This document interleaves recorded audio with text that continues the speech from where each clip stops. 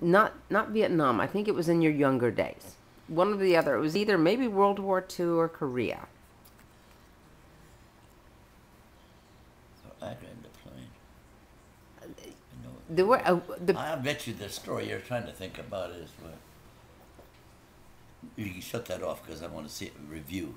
okay.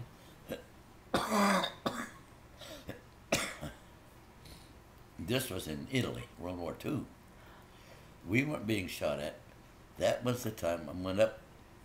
The German artillery got real accurate. In other words, they were hitting targets that they couldn't see from. Oh, really? Yes. Did they So have Piper Cubs concluded- going up? Well, they'd shot down a lot of our planes, Cubs. So they had concluded that the Germans were up there flying around one of our planes. And of course, they wouldn't shut us down. So the order came out the night before, do not any Cub in the air up until 9 o'clock. It was 8 o'clock at night. Now 9, it sticks in my mind, will be shot down. So I was, we paid real close attention to that. So at about 9:30, the battalion called and needed a registration. Registration is barely, they have a target out there in the middle, their general target area. And you register on that, and then they can go from there, from the registration point.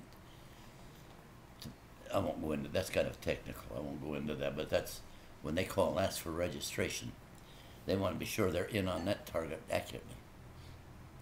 So 9:30, I called the Corps headquarters. I talked to Kyle, was the aviation officer, and I said, "Battalion wants a registration. Am I clear to go up?" And he said that was off at, I think 9, could be 8, but that isn't important. So, a new observer.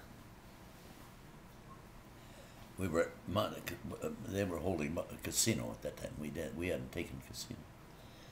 The Germans were. Germans had, Okay. they were using it for the observation. That's part of it. When they finally blew it up. But anyway, I went up, and it was kind of strange because generally you'd see another Cub over in another section. I had that sky all to myself, and this new observer. I was breaking him in. Anyway, I got a red alert, and it was German aircraft. And they were 8-10 miles from me, and they were going over our territory, but they were not a threat to me. And How did you know about them? the battalion called me. Oh, okay. They gave them what they called a red alert, enemy aircraft. And then they gave the coordinates, and I said, I have them in sight. And they were 4, I think. Yeah, 4 German, probably MEs, but they were too far for me to identify it. Clear off to the right, and the enemy lines over here, and our friend, and they were clear over there. Make a long story. Pretty soon, the echo broke around me like you.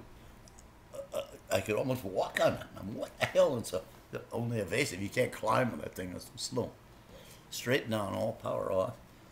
And we got down lower, and the small arms started taking. We flew at about 6,000 feet. And the reason for that, the 88, anti-aircraft 88 was more accurate above 8,000 and above. And the 20 millimeters were accurate up to about 4,000 to 6,000. Well, so you had a safe they zone. They could shoot in that range, but their accuracy was, so we tried to stay above the terrain around 7,000 feet. Anyway, I come down, and as I come down, they started unloading. We were in support of the British 8th Army, and they had these African troops from North Africa. They cut loose with everything. I've never seen more fire. That sounds like a hair. The tracers were going in front of me, and the observer was hollering, screaming, and to make a long story short, I finally broke out into the valley. I didn't get one round hit. I'll bet you there were at least 10,000 rounds shot at me that day, coming in. Anyway, that was when the observer started hitting me over with those helmets, then hitting me over the head with that. He just went bananas back there. I landed at Corps, and I told them about it. He didn't believe it. And I said, who do you think they're, and the battalion saw it. And some wise ass, hey, Mike, you want me to send you up a foxhole?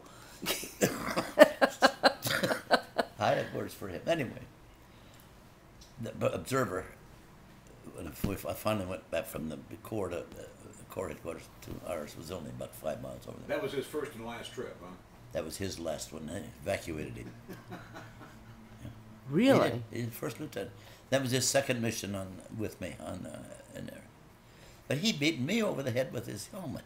I had a helmet on.